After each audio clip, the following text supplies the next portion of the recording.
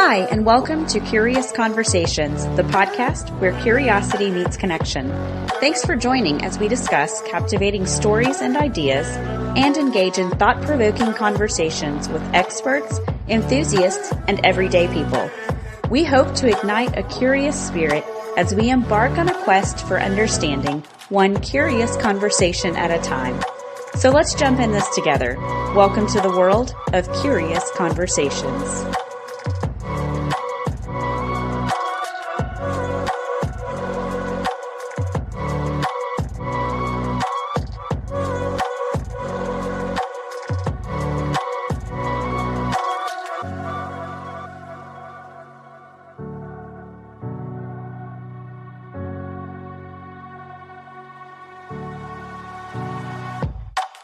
Hello, and welcome to Curious Conversations. We are your hosts, Carly and Mandy, and today we are back with another pick three. This time we are talking about jobs. You never know what we're going to talk about. So today we're talking about jobs. Mandy, um, we know you're a co host, and we've heard a Yep. little bit about what you do, but what would you consider your day job? What if someone asked you about your day job? What would you say? Okay. So I left the whole day job world so I could write. But what happens is you can't write like 8 hours a day. I mean, that's madness. Right. So you know what happens? You just fill that in with a bunch of side projects and suddenly you're working again. Yeah. Yeah. And not always for good money. Right? Yeah. Well, and it's surprise money. It's 1 week's this, 1 week's that. You don't know what how it's gonna go. It's not the same as like the corporate world.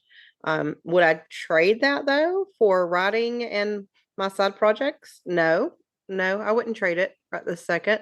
But yeah, I'm doing this and I have the collector, which is, that's several things we've talked about before. It's anything from a curiosity shop to a walking tour.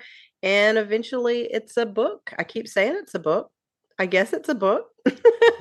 Right. It's gonna be a book because I've been Yeah. waiting. All right. All right. You'll be the audience. Yeah. Okay. Tell me about your day at this Um, given moment. yeah, I'm with you. I've done the corporate America thing and I just got so sick of that. And so I'm glad to be at a different place in my life where I can write. I do like to write and just put out a book, by the I way. know. I'm So excited about very that too. Very exciting. But my fiance and I flipped some properties. He's really into trading. And I've got Colorful Crow Publishing, which, by the way, there is not a lot of money in the publishing industry. But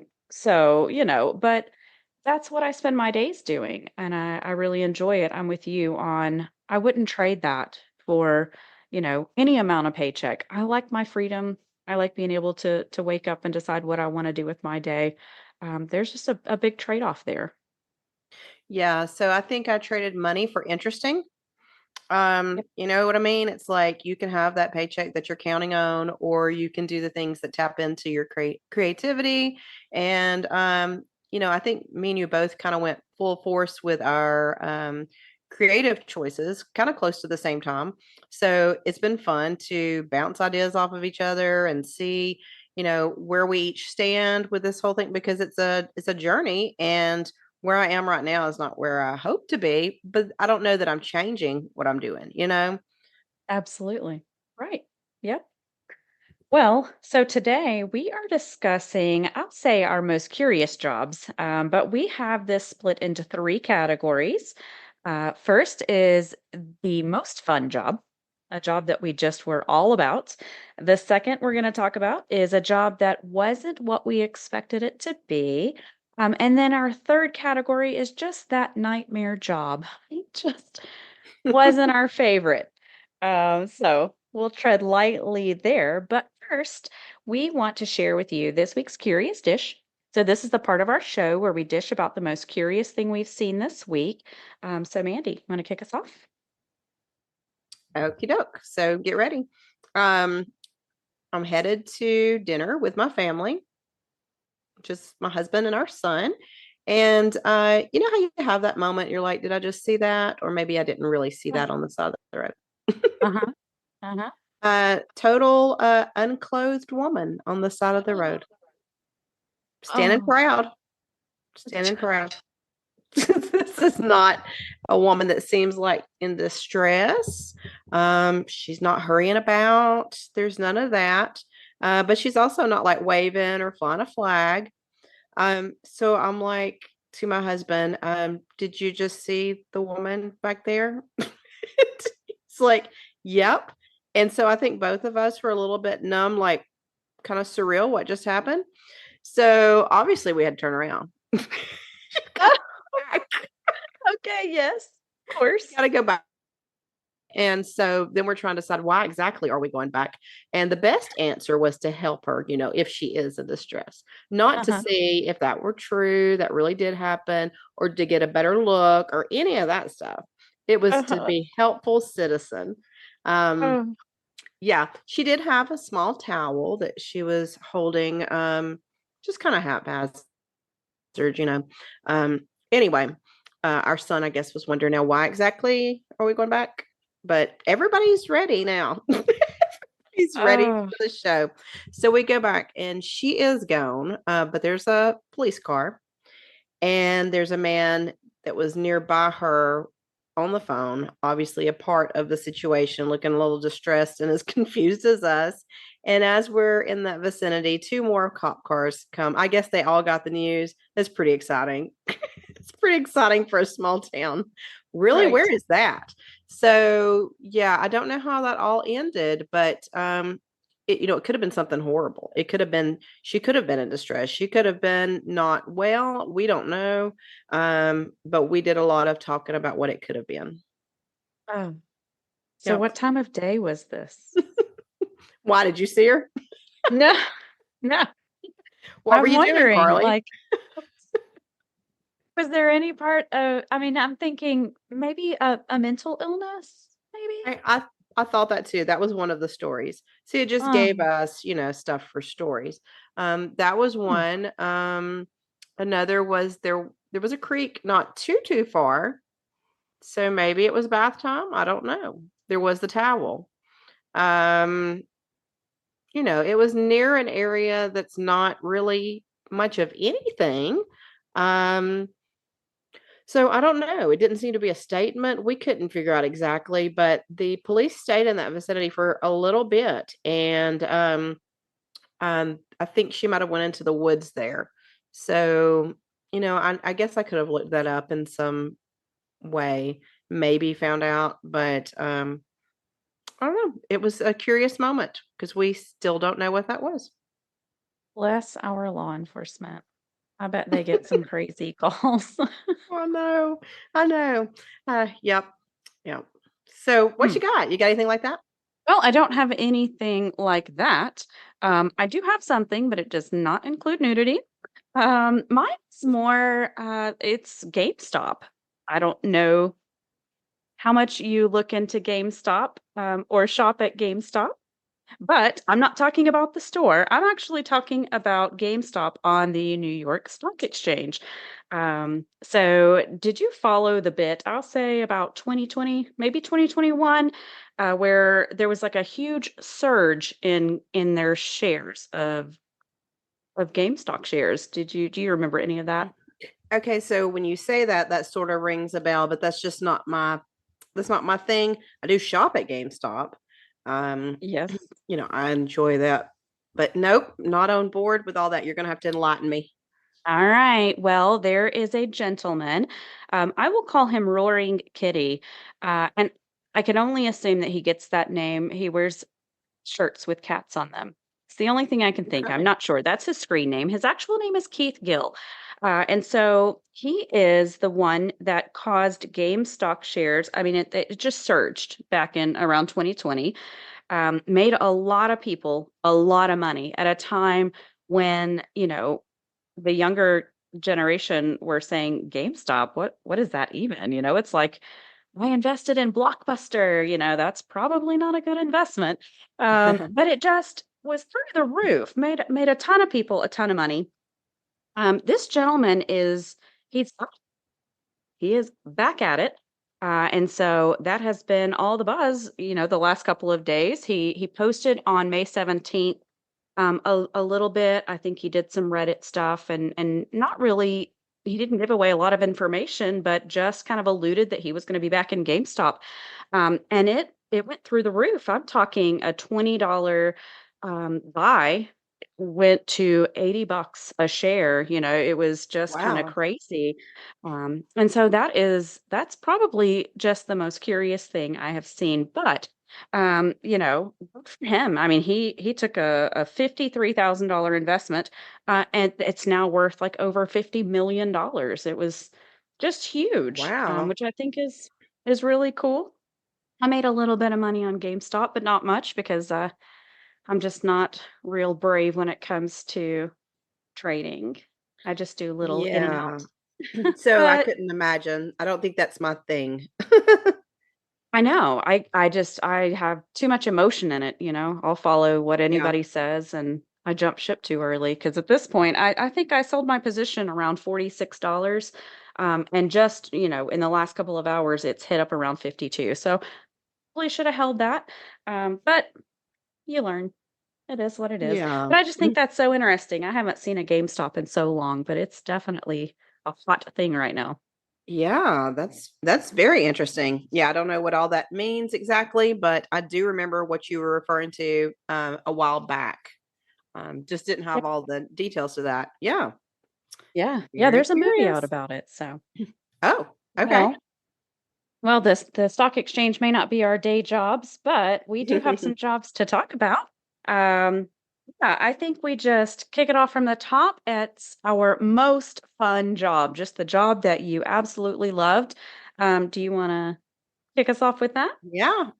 Awesome. Excuse me. Okay. So, this is a very like early on job. I just remember being fun, back when you don't have to rely so much on the money.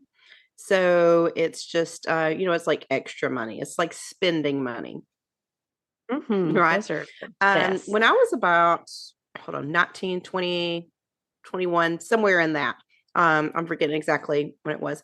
I worked for a Girl Scout camp, but in Oh, administration. So, but it was not the stuffy office job. It was literally out there in the woods in like a little open air office where it's just screen all the way around, no air, anything like that. We didn't even have a fan. And so it was like how the campers were staying and the counselors and stuff.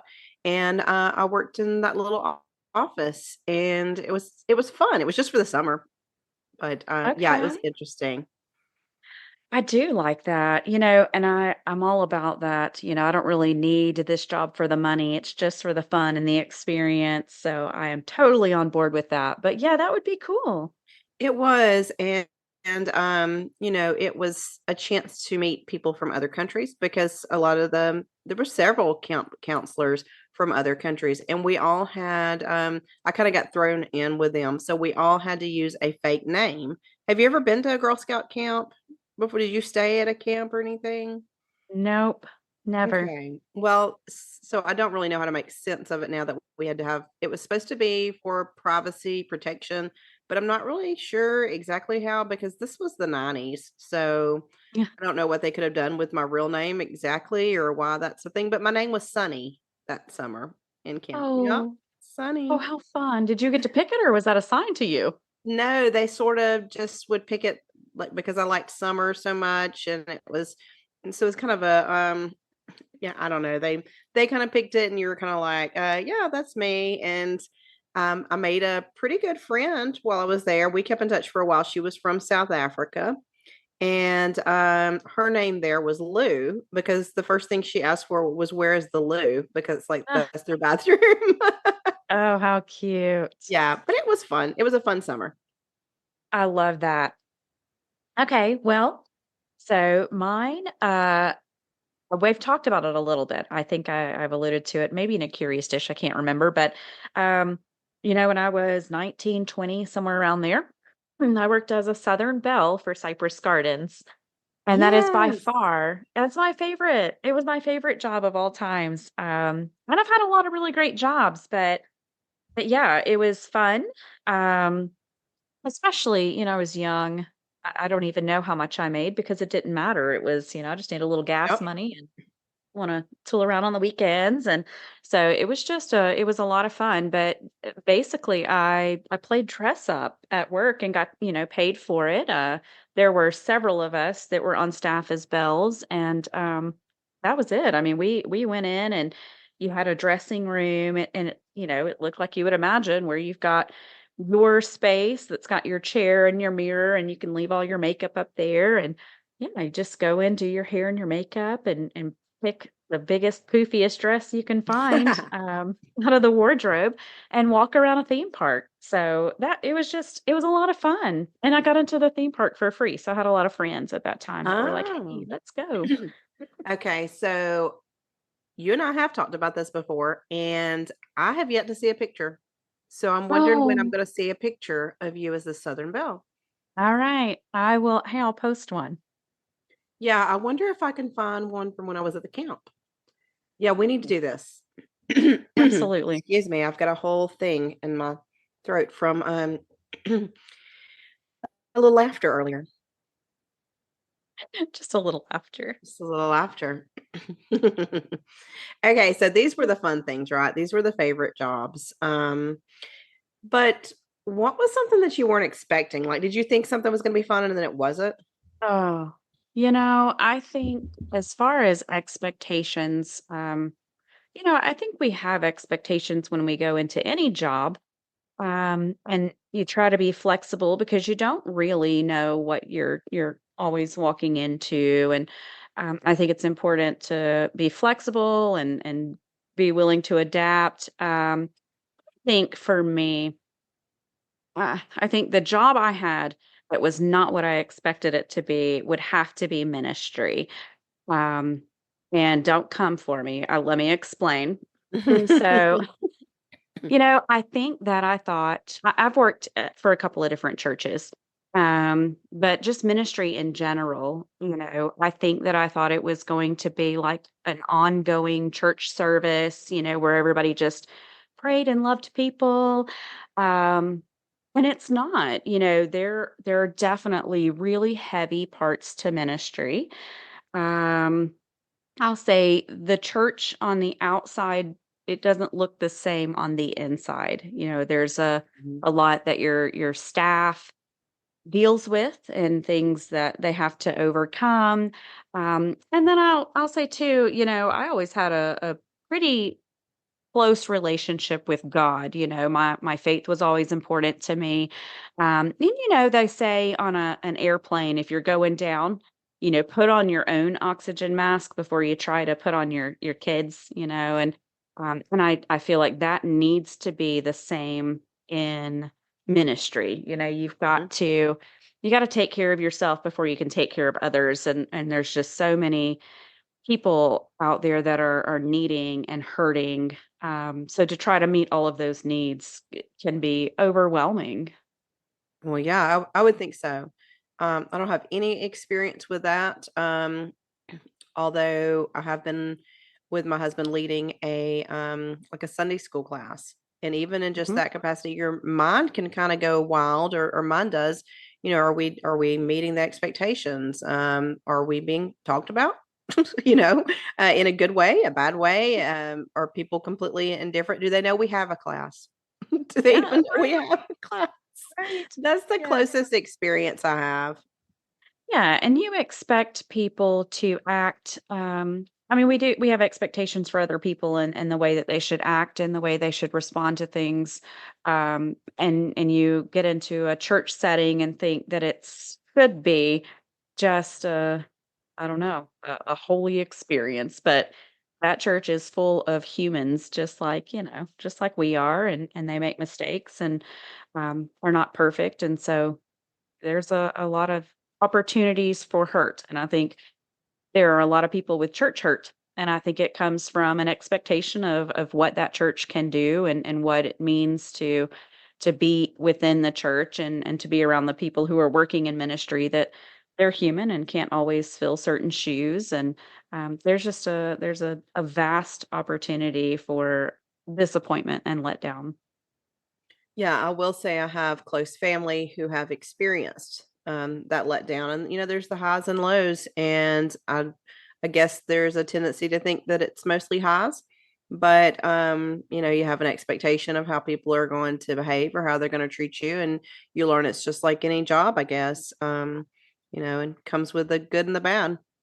Yeah, absolutely. Ministry is more like corporate America than people like to think, and I'm speaking for larger churches. I'm not talking about the smaller. I don't have a clue. I've not worked in a smaller church.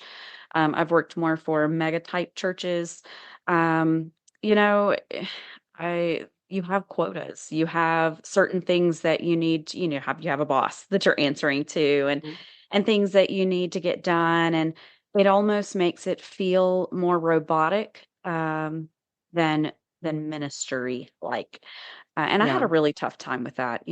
I wanted to love people where they were, and, but you've got other sides of it that are important too, but, yeah, I had good experiences, but it definitely was not what I expected it to be, and I had to make some adjustments, to my personal life, and try to learn how to shake it off and leave that stuff, when I went home at night, not carry the heaviness. Yeah, I would think so. I mean, I don't know that I'm that bold or brave um, wear my heart on my sleeve that way because I tend to be a people pleaser and I don't have the tough skin and all those things. But I do sort of have a vision in the role that we're in right now, and that's to be like you say, you're talking about meeting people where they are, and I have a big heart, but you also can have a big heart that gets hurt. So I can imagine that's a lot to take on. Um Sure. don't know that I'll ever find myself in a bigger role in in that capacity unless something changes and I feel led to, but I just, I've seen some things too and but I will say this, for people tend to talk more about the bad. So for anything bad that you think there were probably a lot of people that were affected in a good way by Mhm.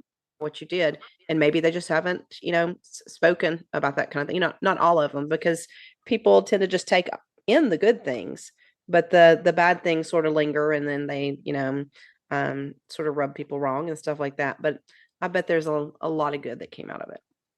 Yeah, absolutely. I truly believe, we have a responsibility as humans just to, no matter what your job is, your day job or, in your hobbies, I think we have a- an expectation. I think we should be nice to other people. We should be kind. We should always be looking out for someone, spread positivity and show people what it means to be loved by someone, and that doesn't take ministry necessarily or working in a ministry setting. You can do that every day. Yep. Yep. I agree.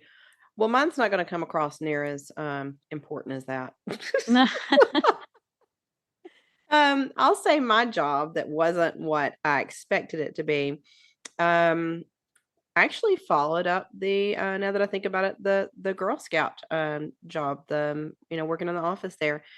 And that was a photography slash journalism job that I thought was, oh, I've hit the jackpot. I love photography. And, so I applied for a position in the area I was living in at the time and got it. And it was just kind of like I wasn't really qualified.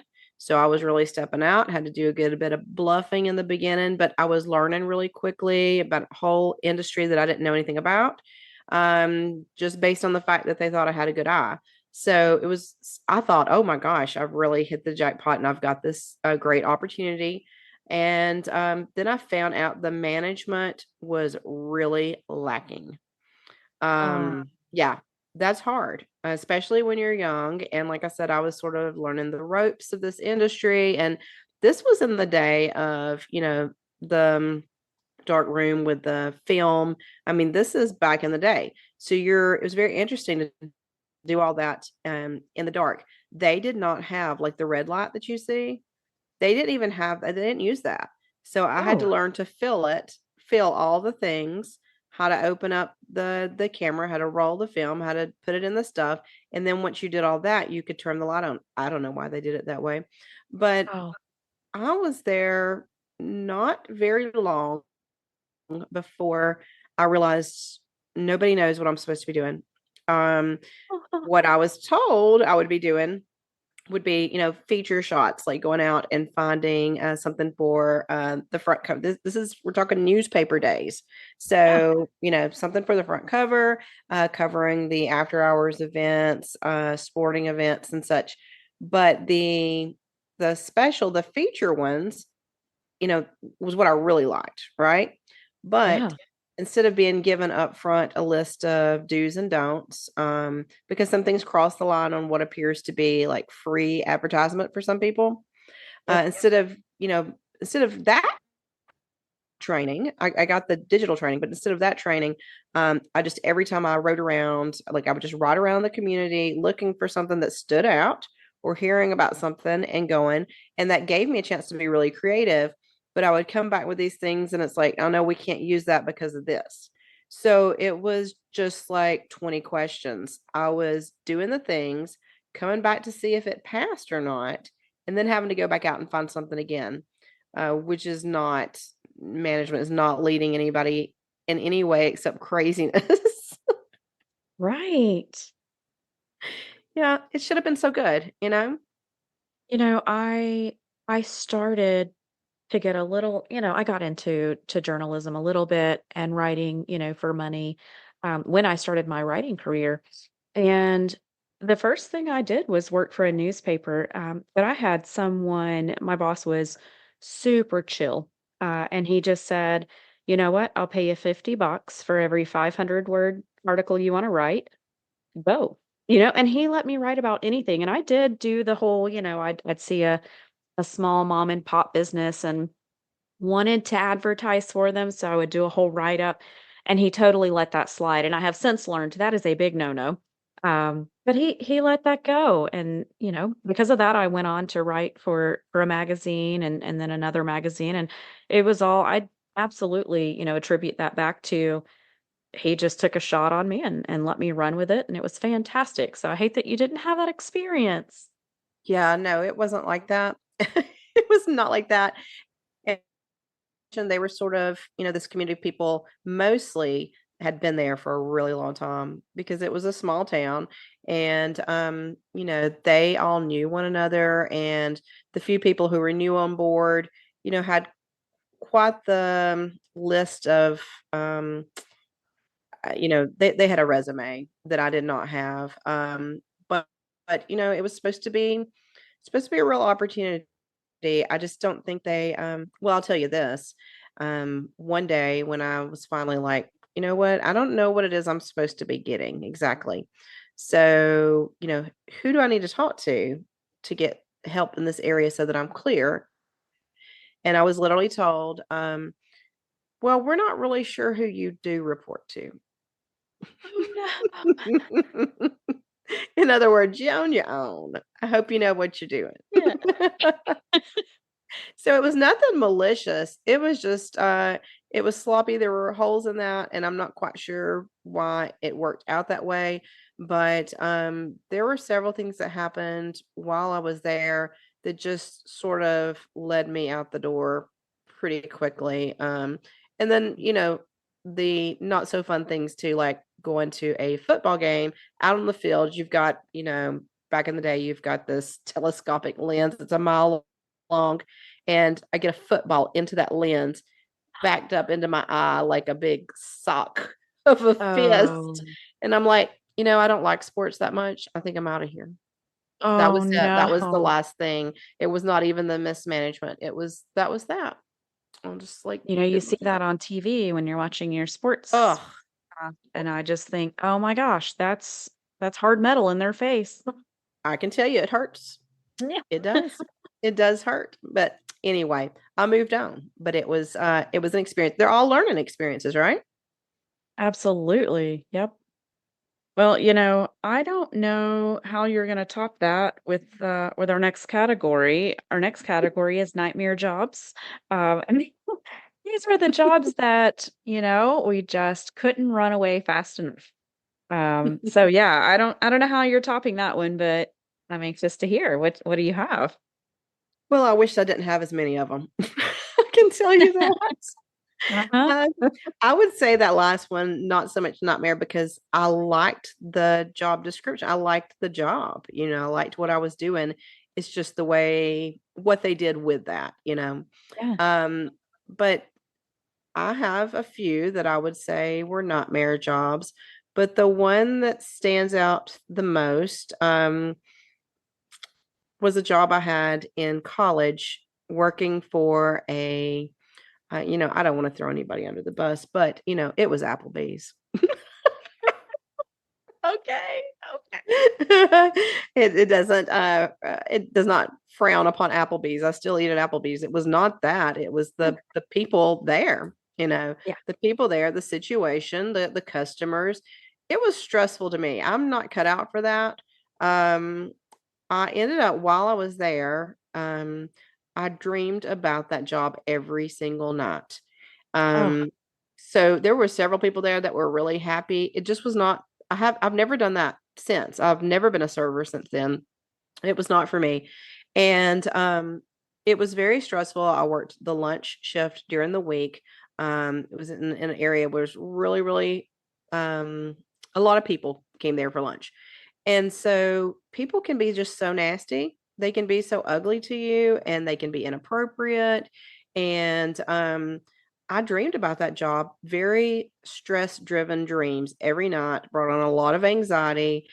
And I would wake up like in a jolt. And I'm like, why are you doing this? And when you're young, you just keep doing it sometimes, right. or you do some knee jerk reaction. But yeah, it's, you would get these measly little tips sometimes from people when you really had worked hard, or then you'd mess up totally and you'd think, how can I mess up this bad? And you're back and forth to the kitchen, right? And by the time I left there, oh, and I had a lot of people who didn't like me because I didn't live in that town. It's just where I went to school. And so I was hired in at a specific shift, and they thought it wasn't fair because they had to do all the different shifts, but I was hired in with that understanding. So it was like, oh, who does she think she is? So they thought, that I had this feeling. Anyway, it just sort of the climate there was just yuck at that time. And when I decided to leave, when I got another job, I literally walked in and said, it's a good day to quit. I announced it like I was so important. It's a good day to quit. That's awesome. Yeah, it felt so good. It felt so Yeah. good. Yeah. Jobs that you dread, that you're sitting at home, just sick to your stomach over having to go to work the next day. That's just not okay. I understand some people have to do it, but that's not a Yeah. good feeling. No, it's not a good feeling. And you have to take into consideration whether the job was for you. I mean, it wasn't, I can't blame that all just on the management there or the customers. It wasn't a right fit for me. It was just one of those kind of jobs you have when you're younger and you think, oh, I'll make good tips and blah blah. And sometimes I did. Um, but there's those jobs that weigh on you. You can't leave it at the office, at the restaurant, or whatever, and it just eats at you. Yep. I hate that. Well, okay. You ready for mine? I am. Okay, so I was in talent acquisition a long time ago. I did recruiting for Mohawk. Mohawk's a great company, and I really enjoyed it. I liked my time there. I had moved on to a different job and ended up just kind of missing the recruiting world. And so I looked online to find jobs in recruiting. I found one. It was a fairly new company. Some very unconventional methods. When I worked for Mohawk, we had an office in Mohawk, and that's wherever it was the hiring center, and that's where people came to get a job at Mohawk. This company was a little different. They set up on site, and I was all about that. I felt really good about that because I like to know about the positions that I'm recruiting for. So when I worked for Mohawk, I would go and shadow the supervisor that I was hiring positions, filling his positions. And so I would know what I was trying to fill. And so I thought, well, on site sounds perfect. My before I even started, it was literally I had just signed my contract with them and didn't have a computer, a cell phone yet, nothing in hand. I had to go to training for a week in another state. It just happened to be a big training that they were having as a kickoff. Like I said, it was a new company, and so they just had, a lot of things going on. Um, the training did nothing for me because I didn't know anything about the company, but I did find out while I was there that recruiting was a way to get their foot in the door of a company. They were really more into the HR, a heavy HR role, um, more in safety than in recruiting.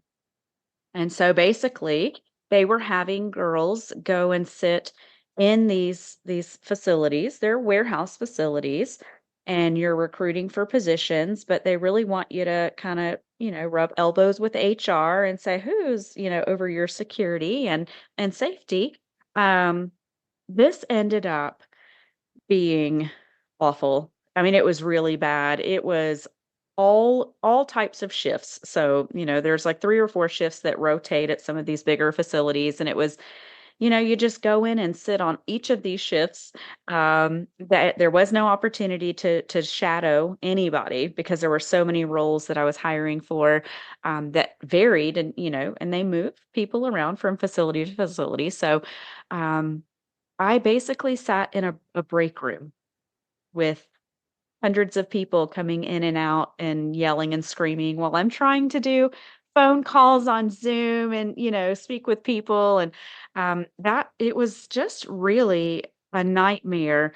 And then, in addition to that, we had quotas we had to make, but I was up against so many other staffing agencies. I know the last place that I worked for them, there were 3 other staffing agencies that offered, $50 sign-on bonuses or $500 when you stay for 90 days, and we didn't offer any of that. And so they were, always upset that I wasn't making my quota, and I'm like, "Well, look, I'm in a small town with a lot of competition." It didn't end very well. It ended with, I had a brand new supervisor that came in. She was not trained because it was a new company. She did not know anything about the position or where my location was. But she still, just harped and harped and harped. And I mean, she would text me at all hours of the night, "Are you at the facility?" Well, no, I've been there for 9 hours. I'm at home sleeping. And she ended up making me angry in a group text, and I lost it. Oh my Fact. gosh. It was Yeah. a nightmare.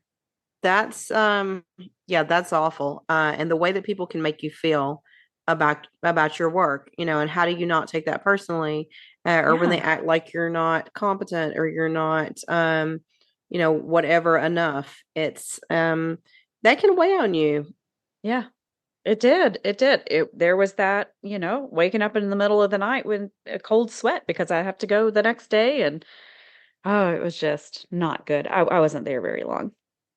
Yeah, I can still feel some of the feelings that I had at these jobs where people, treated you a certain way. In fact, the one of my latest books, it actually references it's got a journalist in the book, and that's what I referred to was my memories with that for a relationship between the girl and her manager. So that that mixed with another job, where the last thing I remember before I left was my manager had his finger in my face, almost on my nose. No, no, no, Yeah. no, So, no. yeah, those made it to the book and a character kind of mixed together. So those things stick with you, the way you Yeah, treat people, good or bad, sticks with you.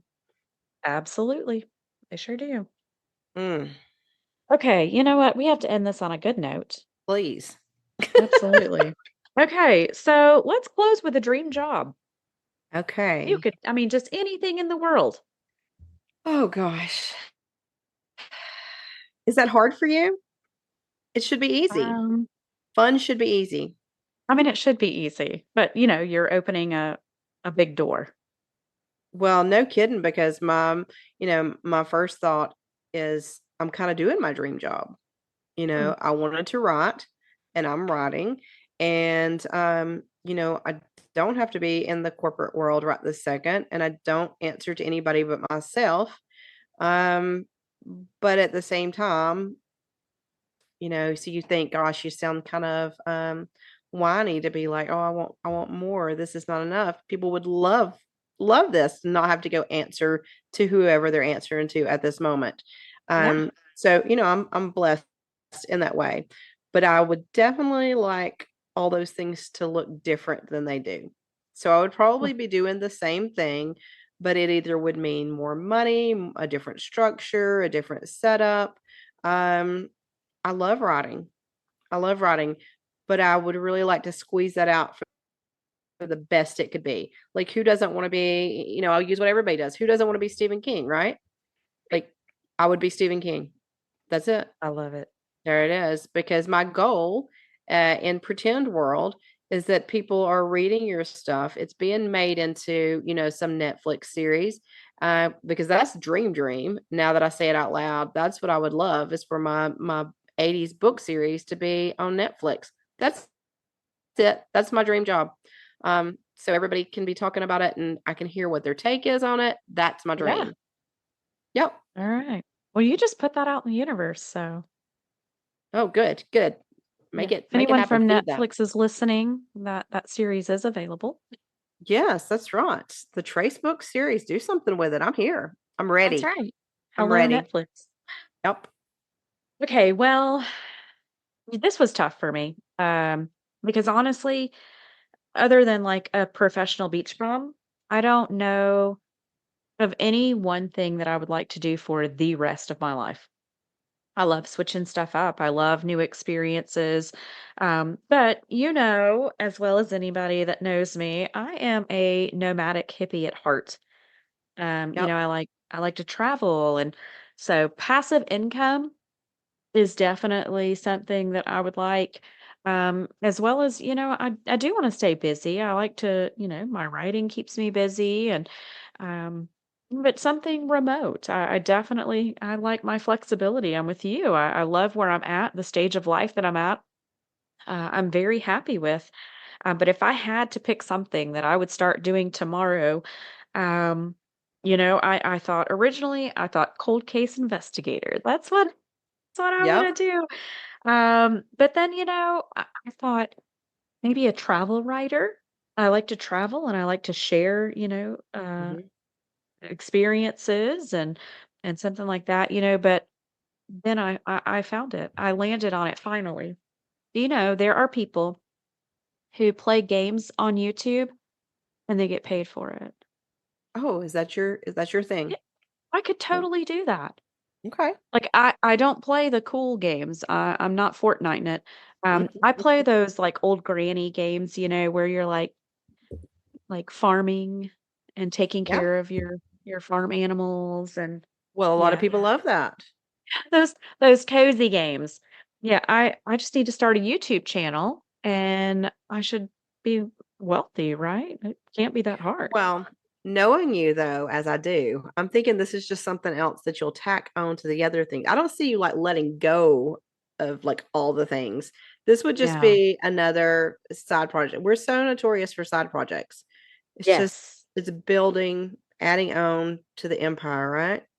Yes, but when you love your side projects as much as we love ours, you just keep adding. I know. Just keep going. And I think that's why it's hard for probably both of us because we don't like just one thing and don't want to be tied down to one thing at the same time. So um Exactly. doing all the things um at the very best level, right?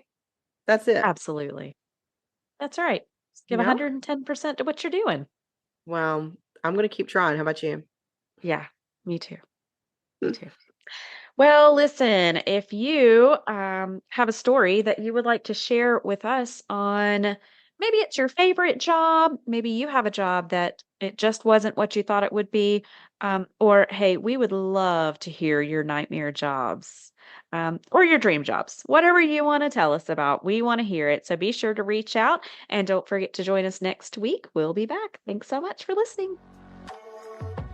Well, listen, don't forget to follow us on Facebook, where we post exclusive content, contests, and so much more. And of course, you can keep up with our episodes through Podbean or wherever you listen to your favorite podcast. And as always, if you have a story that sparks curiosity or you have something that you want us to talk about, just shoot us an email to ourcuriouspodcast@gmail.com.